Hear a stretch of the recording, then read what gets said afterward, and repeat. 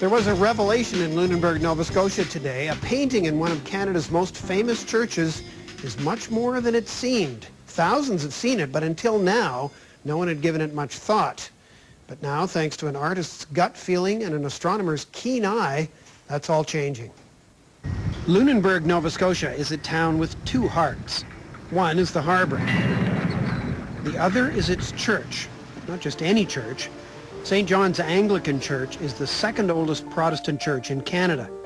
It's a National Historic Site that's been a vital part of this town for more than 250 years.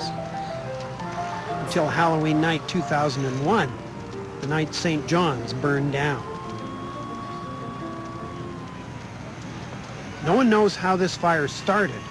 Everyone knows how it ended. It was just terrible. It was like there had been a massive death in the community. The bones were there and nothing else. And people were just standing around, just quiet, just in shock. After the shock wore off, the hard work began. Parishioners decided to rebuild St. John's. Not to build a new church in its place, but to put the old one back up piece by piece. Every sliver of wood that can be salvaged gets put back in its original location. The rest gets rebuilt precisely as it was the night before the fire. Margaret Coulin's job is to precisely recreate the paintings that were on the church's walls and ceilings. And while she was examining some old photographs for her research, she opened the door to a mystery. A mystery involving these stars painted on the domed ceiling high above the altar. If you were putting them up there randomly, they would be in more of an evenly spaced pattern. They were in clumps, and we thought there might be something here. If there was a significance to the placement of those stars, Margaret wanted to know about it before she started painting them back on. The old photographs she was working with showed that they were spaced together in an unusual way. It wasn't very artistic, but they sure didn't look like any of the constellations she was familiar with. Margaret needed a star expert, so she took her photographs to St. Mary's University, to the office of astronomer David Turner. He, too, didn't see anything familiar at first. It's just a horribly bland star scene, and I can imagine just someone looking at it and thinking that there's nothing here to see. It just looks like someone's thrown stars up there at random. But then he got a closer look and thought he saw something familiar. It took me a while before I spotted what looked like a clump of stars that turned out to be Perseus.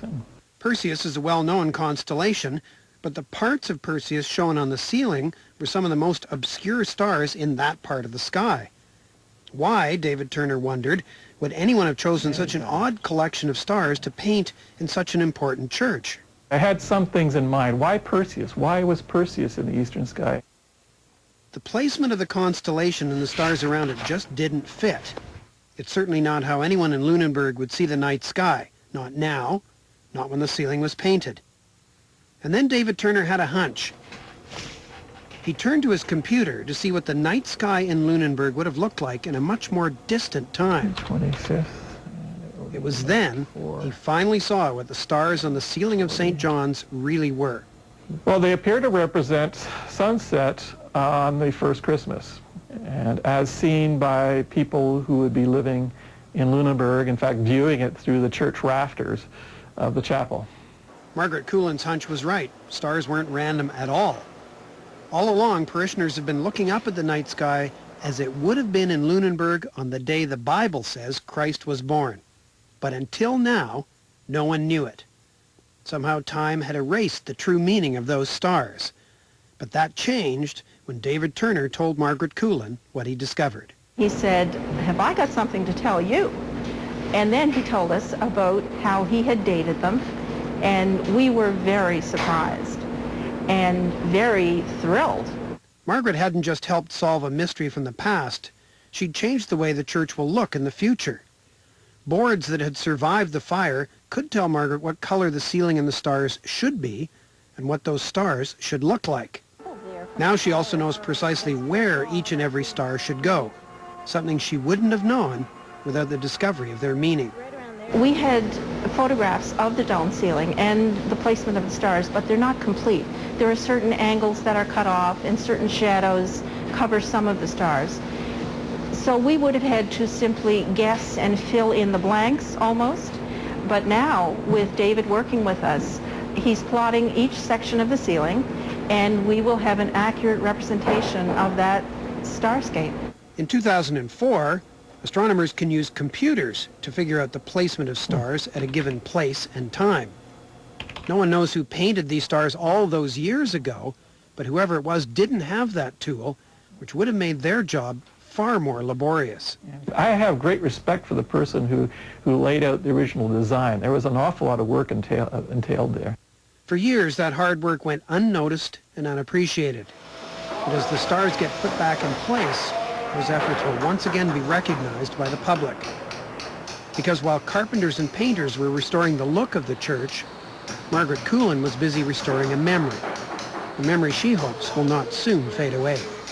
Now we've had a chance to revive that, and we're hoping that it won't be forgotten again.